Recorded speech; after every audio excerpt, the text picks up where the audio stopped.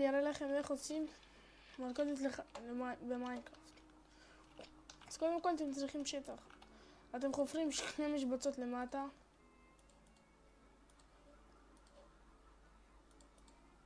ככה אתם צריכים כמה, נגיד איזה גודל שבא לכם.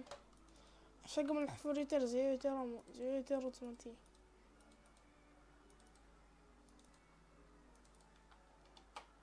שנייה, אני אעשה את זה. אז פה למטה אתם שמים TNT.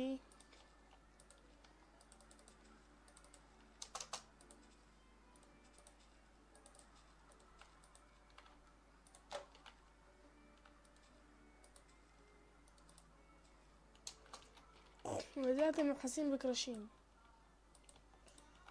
ככה.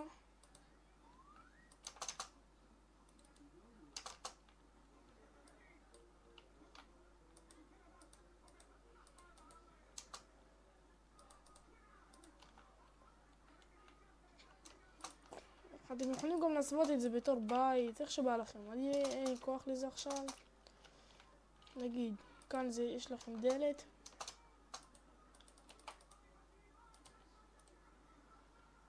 אז הנה ככה. חבר שלכם נכנס, אתם צריכים לשים פה לוחית עץ.